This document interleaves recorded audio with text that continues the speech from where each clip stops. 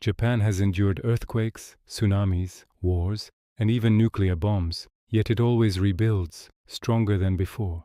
This incredible resilience isn't just luck, it's rooted in a deep cultural mindset, an ancient operating system for the human will. Contrast this with modern life.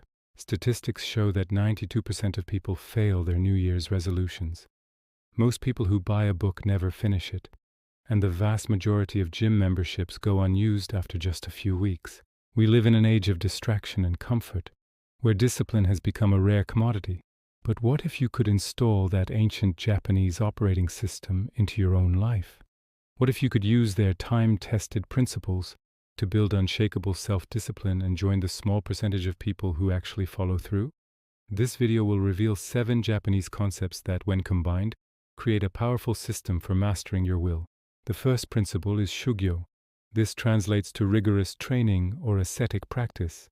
Think of monks standing under freezing waterfalls in winter, not as self-punishment, but as a way to train their response to extreme discomfort. They are deliberately exposing themselves to hardship to teach the body and mind to stop instinctively chasing comfort. This isn't about enjoying pain, it's about building the muscle of discipline. The legendary swordsman Miyamoto Musashi practiced this. He believed that mastering the sword was inseparable from mastering oneself, which is why he also excelled in arts like calligraphy. The discipline he built in one difficult area transferred to all others. Shugyo teaches you that by choosing your hardship, you become stronger for the hardships you don't choose. This leads to a critical realization. Our modern world is designed to make us weak. Life is a constant stream of instant relief. Feeling hot? Turn on the air conditioning. Feeling hungry? Order food to your door in minutes. Feeling bored for even a second?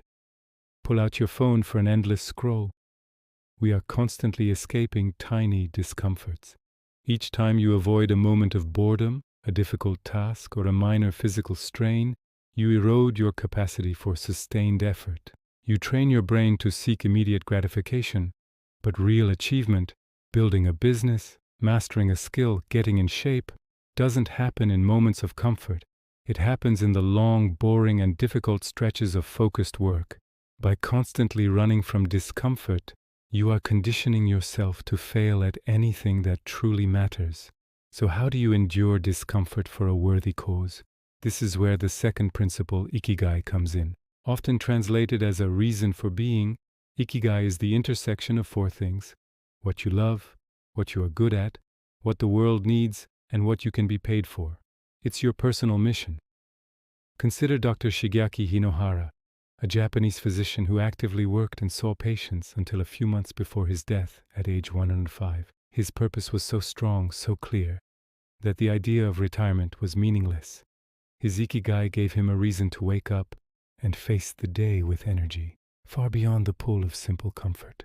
When your why is powerful enough, the how becomes bearable. Discipline without a purpose is just a chore. Discipline fueled by Ikigai is a calling. The third principle is Kodawari, which means an uncompromising and relentless pursuit of excellence in the details. It's about taking pride in doing even the smallest tasks with meticulous care. You see this in the artful presentation of a Japanese meal, or the precise way a gift is wrapped. The world's greatest sushi master, Jiro Ono, has spent his entire life perfecting the same fundamental tasks: how to cook rice, how to slice fish, how to season it. He isn't chasing novelty, he's chasing mastery in the mundane. Kodawari teaches that greatness is not found in big, heroic moments. It's forged in the obsessive, daily refinement of the basics. By applying this mindset to your own work, you transform repetitive effort from a grind into a craft. But what happens when things go wrong, despite your best efforts? The fourth principle is Shikata ganai, which translates to "it cannot be helped." This is not a philosophy of passive resignation. It's a pragmatic acceptance of reality. After the devastating 2011 tsunami, news crews were stunned to see survivors who had lost everything calmly and quietly beginning the work of rebuilding instead of raging against their fate. The idea is to stop wasting precious energy on things you cannot control, the past, the economy, what other people think, and redirect 100% of your focus onto the concrete actions you can take right now. Complaining is an energy leak. Acceptance plugs the leak, conserving your power for what matters, your next move. And what about the mistakes and failures you'll inevitably make along the way? This is where we find Kintsugi, the art of golden repair. When a piece of pottery breaks, Japanese artisans mend it with lacquer mixed with powdered gold. The cracks are not hidden. They are highlighted, becoming a beautiful part of the object's history. This is a powerful metaphor for life. Perfectionism kills action. It tells you not to start until you're ready, and to quit when you make a mistake. Kintsugi teaches the opposite. Start imperfectly, learn from your failures, and wear your cracks as proof of your resilience and growth. Your scars are not signs of weakness. They are evidence that you fought and survived. Embrace your imperfections. They are what make your journey unique. The sixth principle makes this process of growth manageable. Kaizen, or continuous small improvements. Instead of making massive, intimidating resolutions that you're likely to abandon, you focus on making tiny, almost effortless improvements every single day. The Toyota Automotive Company became a global giant by implementing Kaizen, finding microscopic efficiencies like saving a few seconds on the installation of a car door, which compounded into massive gains. For you, this could mean reading just 10 pages a day. It feels like nothing, but over a year, that's about 15 books. That simple habit alone would put you in a tiny minority of adults who consistently learn and grow. Kaizen beats procrastination by making the next step so small that it is easier to do it than to resist it. Finally, to make all of this possible, you need the seventh principle, Danshari. This is the art of intentional reduction. It's about decluttering your life to create space for what truly matters.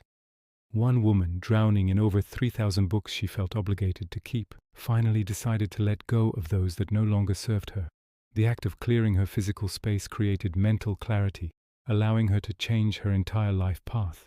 Danshari isn't just about physical objects. It's about shedding unnecessary commitments, toxic relationships, digital noise, and negative thought patterns. By cutting away the clutter, you can finally focus your limited energy on the one or two practices that will truly move the needle. You cannot apply discipline if your attention is scattered in 1,000 directions.